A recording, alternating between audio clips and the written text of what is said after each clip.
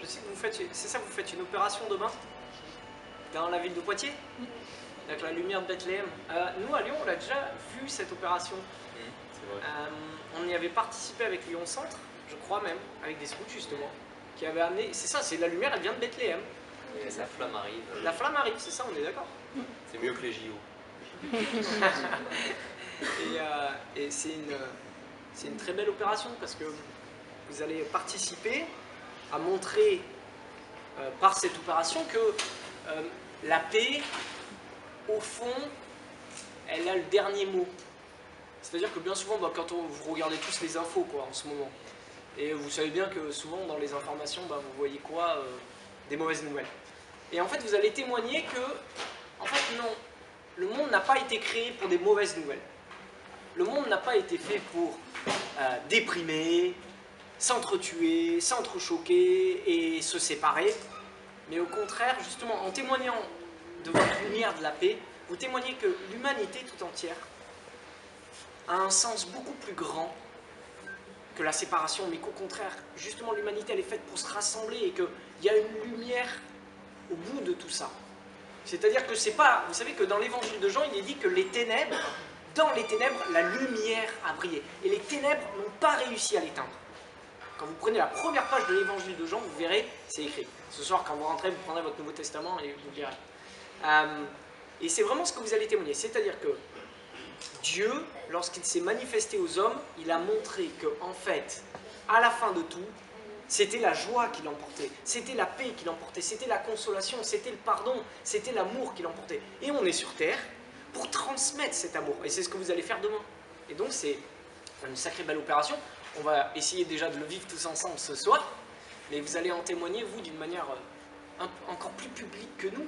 Parce que vous serez sur la place de Poitiers, sur la grande place, et je trouve que c'est une très belle chose que des jeunes scouts ensemble puissent témoigner comme ça, montrer au monde de dire, en fait, à la fin de toute chose, eh ben, il y a de la lumière, il y a de la paix, il y a de la joie, et le monde est fait pour se réjouir. Et ce soir, on va se réjouir.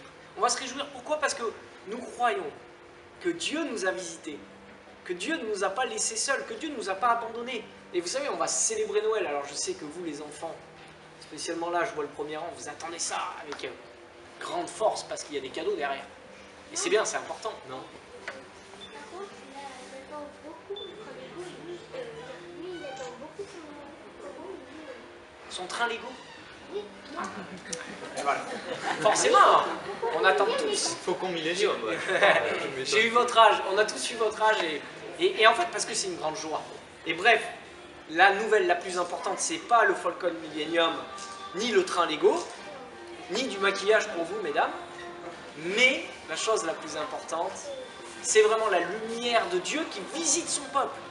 Et ce soir, on va en parler justement et on va le célébrer. Alors, on est hyper heureux d'être avec vous. Et en fait, d'une certaine manière, l'opération Lumière Bethléem, elle démarre.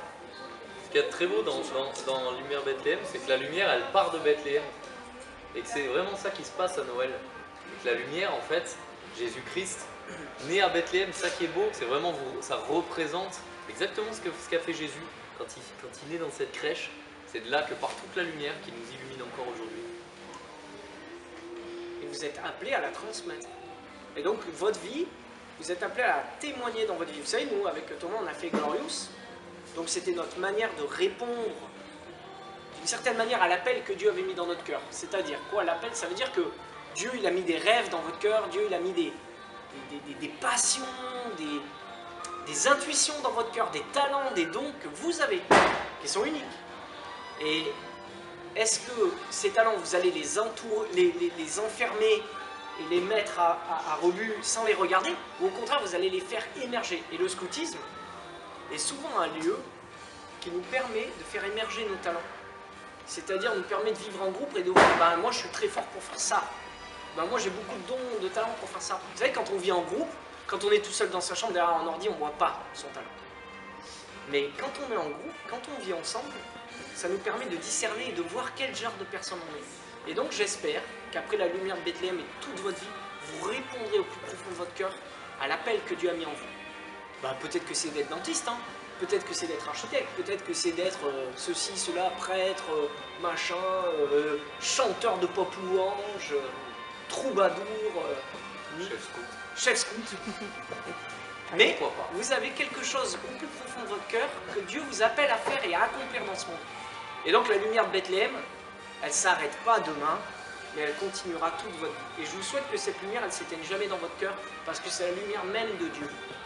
Donc même quand il y aura un peu des ténèbres dans votre vie, parce que vous en avez aussi à votre âge, eh ben n'oubliez pas que la lumière de Bethléem, elle, c'est pas la lumière des hommes, c'est la lumière de Dieu. Donc elle s'éteint jamais. Elle est toujours là pour nous réchauffer, toujours là pour prendre soin de nous, toujours là pour nous consoler, toujours là pour nous pardonner. Donc Dieu, quoi qu'il arrive, cette lumière, elle ne s'éteindra jamais.